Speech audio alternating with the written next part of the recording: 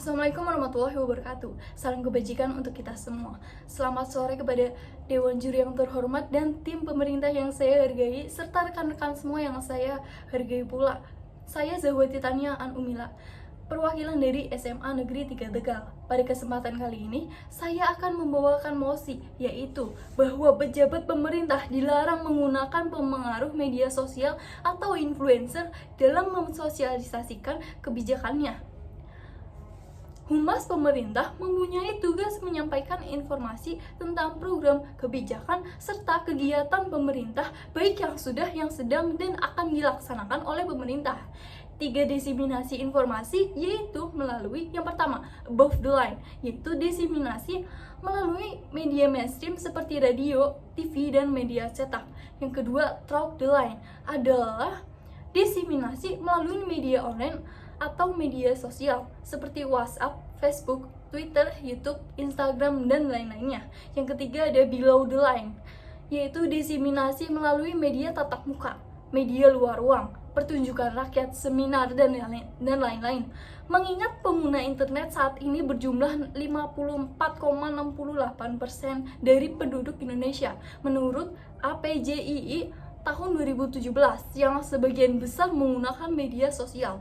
Sudah saatnya para pengelola media sosial di lembaga pemerintahan memiliki perencanaan dan pengelolaan yang baik dan terukur.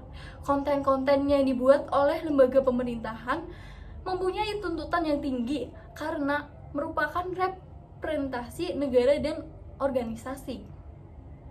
Seiring berkembangnya teknologi informasi yang kiat pesat dan meningkatnya jumlah pengguna internet, media sosial telah bertransformasi sebagai salah satu sumber informasi yang paling akrab dengan masyarakat.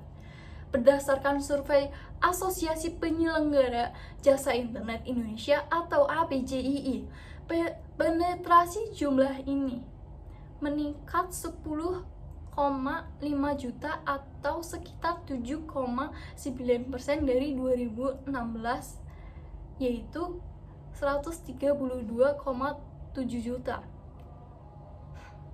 Popularitas media sosial bahkan mengalahkan layanan mesin pencari yang berada di posisi ketiga dengan tingkat penggunaan sebesar 74,84%.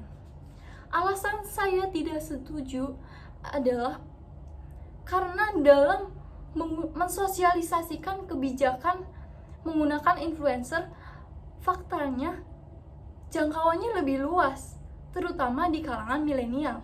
Di statusku, penggunaan sistem e-government masih pada tahap migrasi dari sistem manual ke online. Tujuannya yaitu agar masyarakat lebih mudah memahami kebijakan yang dilaksanakan oleh pemerintah. Contohnya bansos. Masyarakat milenial, contohnya, tidak mengetahui apa itu bansos, bagaimana caranya, bagaimana ke siapa saja diberi bansos itu diberikan. Jadi mereka itu harus disosialisasikan. Dan tujuan suatu program media sosial tidak akan dapat berjalan dengan baik tanpa sasaran atau tujuan yang jelas. Secara umum, tujuan penggunaan media sosial untuk lembaga pemerintahan dapat dibagi ke dalam 4 hal, yaitu tujuan audiens, hardware, perangkat keras, hardware, perangkat lunak, teknologi strategi. 20. Memaksimalkan penggunaan media sosial dalam lembaga pemerintahan. Yang pertama, ada berbagi atau sharing. Informasi yang dibagikan bisa berupa berita, program terkini, pencapaian atau informasi apapun yang dianggap perlu disebarluaskan kepada masyarakat. Dalam berbagi informasi, hampir semua platform media sosial dapat dimanfaatkan. Hanya saja perlu diingat bahwa masing-masing media sosial memiliki karakteristik yang berbeda. Yang kedua, partisipasi publik. Membuka kesempatan bagi publik untuk berpartisipasi dalam pembuatan keputusan serta mendengarkan opini masyarakat terkait lembaga tersebut. Hal ini bisa dilakukan dengan memaksimalkan data yang terkumpul pada kolom komentar mention, reply, hingga analisis menyeluruh terhadap kata kunci yang berkaitan dengan lembaga yang bersangkutan. Yang ketiga, ada kolaborasi. Menjalin kolaborasi antara lembaga pemerintahan serta tokoh masyarakat hingga influencer media sosial untuk mencapai tujuan bersama. Hal ini bisa dilakukan antara lain dengan mendukung program kerja. Suatu lembaga bisa turut menyebarkan informasi lembaga lain atau bahkan bekerja dengan influencer media sosial demi memperluas penyebaran konten suatu lembaga. Yang keempat, ada penanggulangan resiko.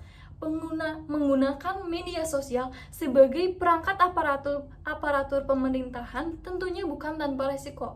Salah satu resiko yang penting ditanggulangi adalah berita-berita bohong atau hoaks sampai ujaran-ujaran kebencian. Hal ini bisa dievaluasi lagi kepada Kominfo. Lalu masuk pada argumen saya yang pertama adalah jika pelarangan menggunakan pengaruh media sosial atau influencer dalam mensosialisasikan kebijakannya, maka saya sebagai tim oposisi berpikir bahwa keefektivitasan untuk sampai ke masyarakat, khususnya pada kaum milenial, informasinya kurang sampai. Tenaga ahli utama kantor staf Presiden Doni Gahral Ardiansyah menilai penggunaan influencer oleh pemerintah adalah bentuk ketidakpercayaan diri. Saya sebagai tim oposisi berpendapat bahwa ini bukan bentuk tindak ketidakpercayaan diri, melainkan termasuk perubahan revolusi dari zaman modern yang saat ini hampir seluruh orang di Indonesia menggunakan media sosial, apalagi kondisi pandemi karena virus COVID-19 ini. Semua menggunakan media sosial dalam berbagai kegiatannya. Contohnya, kita sebagai pelajar menggunakan media sosial seperti WA dan Google Classroom untuk pelajaran belajar mengajar.